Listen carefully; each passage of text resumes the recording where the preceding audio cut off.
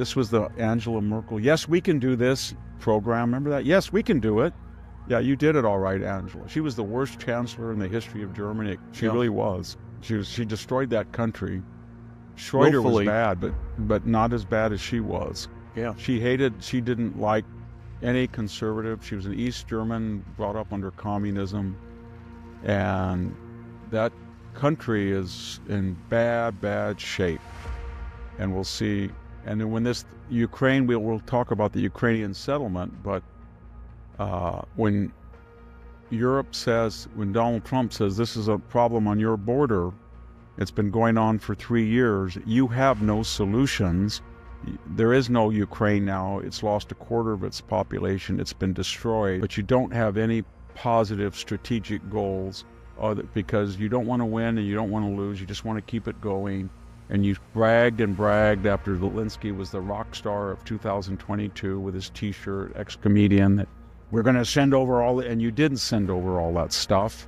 And now, you're free. If we had a problem with Mexico or Canada, I don't think the Europeans would butt in and say, we're going to help you with that border with Mexico and those cartels.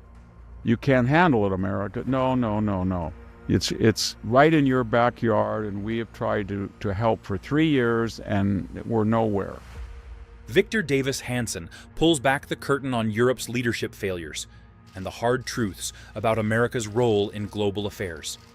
He lays out how Angela Merkel's policies set the stage for today's instability, why European leaders made big promises they couldn't keep, and how Donald Trump's strategy is forcing a major reckoning. With critical resources at stake and shifting alliances, could this be the moment that reshapes Western leadership? Hansen breaks down the economic realities, strategic miscalculations, and the high-stakes diplomacy at play. Everybody, you're all hearing about this huge controversy, and it started when Trump sent General Kellogg over, his special Ukrainian envoy, Marco Rubio, Waltz, his national security, and he said some things, and basically Trump, I want to be very careful and characterize it, he looked at this and he said, Trump is saying, well, when this whole thing started, and it didn't start on my watch, the Europeans said they were going to pour all this stuff in, and they didn't do what they said they did. The United States under Biden gave enough money to save Ukraine, but not to win. And it's just a death thing. So I'm going to stop it. How do you stop a war unless you talk to, even if it is a monster? So then Zelensky said, I want to be on this, and you're going to sell me out. And basically they said, listen, wait. You don't tell us what you're going to do. I know this is your country, but your country wouldn't exist if you count on your beloved European friends. They talk a great game, but they do not give you enough. It came from us. And then Trump said some things. He said, by the way, he's a dictator, and he started it. Well, that got everybody upset. He outlined 5 things that Trump and the administration wanted. We do not want the United States in this mess.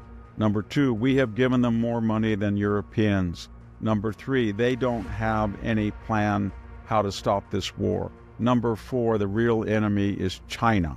Number 5, we are draining our critical stocks of shells and weaponry to subsidize this. And we do have a say. So then Donald Trump came back and said, after everybody was angry at him, he said, I want to get paid back for all this stuff.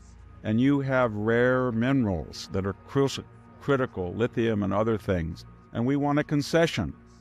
And oh my God, he's an imperialist. But everybody should remember what Trump was trying to do. He's trying to say we know what Trump's position is and what J.D. Vance's is, and it's what we all talked about. They are not going to be in NATO, but it wouldn't even matter if they were in NATO, because NATO would never come to their rescue. And if they did want to come to their rescue, look at them. How many people does Britain have that are battle ready? 18,000?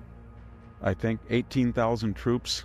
Wow. And how many tanks are there's fewer than 50 that are running in Germany, and I think Germany has about 10 F-35. So even if they wanted to, they couldn't, and they don't want to. So what's holding Vladimir Putin from absorbing all of Ukraine are the heroism of the soldiers in the field that are Ukrainian, and the average age is getting up close to 30, and they're worn out, and U.S. munitions and intelligence and economic aid. I think we pay for the entire salaries of the Ukrainian administration. Okay, so then Donald Trump is saying, we want these concessions to be paid back. And they said, how dare you do that? And they don't understand Trump. They don't understand any of this. This is all art of the deal trolling. And what he's basically saying is, Mr. Zelensky, you are not master of your own fate. Don't tell me what you are going to do and what you're not going. It's your country. I'm not saying I'm going to get into your business. I'm just saying if you want me to get into your business, and apparently you do, then I'm going to have the say. If you don't want me to get in your business, fine. You go deal with the Germans and the Poles and the British, and they're going to protect you. But don't play this game where you come and fly during an election year to an ammunitions plant and start lobbying against me and then tell me that you're disinterested. I'm not going to believe that. So if you want United States aid, you from now on are going to pay for it, and we'll have a concession. But the real subtext was Zelensky thought about, this is horrible. And then he thought about it. And obviously, he said, people came to him and they must have said, hey, Zelensky, you understand what he's really saying? He's not going to send U.S. troops over there. And if the British sent troops and the French, that wouldn't be any good but he's going to put a lot of American businesses and investment there. And so if Putin were to try to break whatever negotiation we have and try to overrun, he's going to be dealing with American investment money, corporations, employees, infrastructure. And that will bring the United States into conflict with Putin. In other words, we're trying to sort of kind of have an investment in Ukraine to get back the money, but also to tell Putin this is a nation that's going to open up investment to Western concerns. So don't go in again.